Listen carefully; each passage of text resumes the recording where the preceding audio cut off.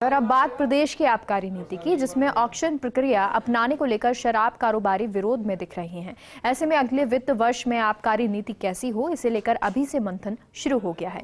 इसके लिए वित्त सचिव राजस्व ने 4 कार्यकारी समूह बनाए हैं, जिनके सुझावों के आधार पर नई नीति बनेगी। खास रिपोर्ट देखिए।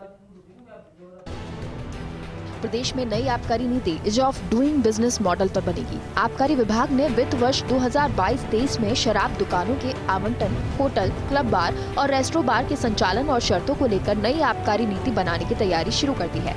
इसके लिए वित्त विभाग के राजस्व सचिव टी रविकांत ने आबकारी विभाग में 4 अलग अलग समूह बनाए हैं।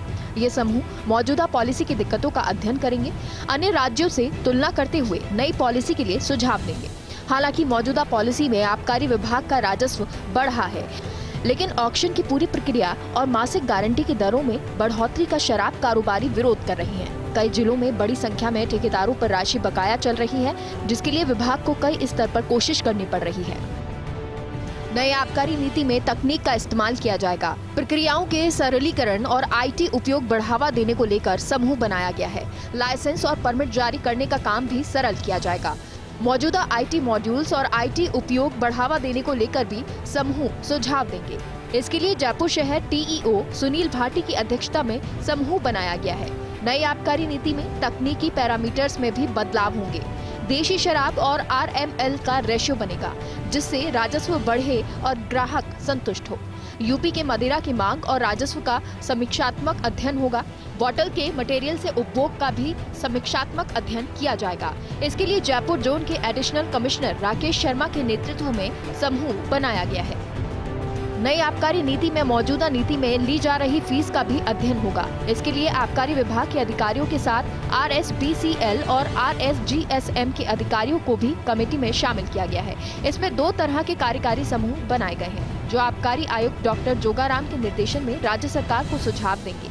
नई नीति में आबकारी की फीस और लेवी की प्रक्रिया तय होगी। आबकारी संबंधी फीस और विभिन्न लेवी की नए सिरे से समीक्षा होगी। PII और BIO का तुलनात्मक अध्ययन होगा। लाइसेंस मार्जिन को तर्कसंगत बनाने, शराब दुकानों की गारंटी राशि को तर्कसंगत बनाने, विभिन्न ड्यूटीज, लेवी और फीस को तर्कसंगत बनाने के लिए समूह सुझाव देंगे। अन्य राज्यों के साथ उत्पादों की MRP की भी समीक्षा होगी। शराब दुकानें नीलामी से या फिर किस तरीके से आवंटित की जाएं, इस पर भी समूह सुझाव देंगे।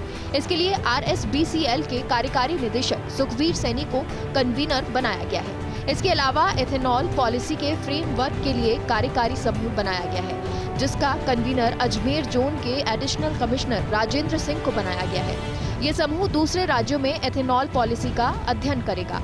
केंद्र सरकार के एथेनॉल ब्लेंडिंग प्रोग्राम का भी अध्ययन करेगा, तो राज्य में जल उपलब्धता को देखते हुए भी एनालिसिस की जाएगी।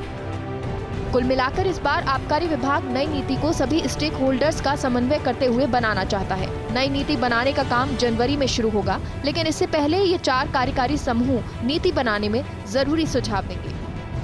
Kashiram Chaudhary, First India News, Jaipur.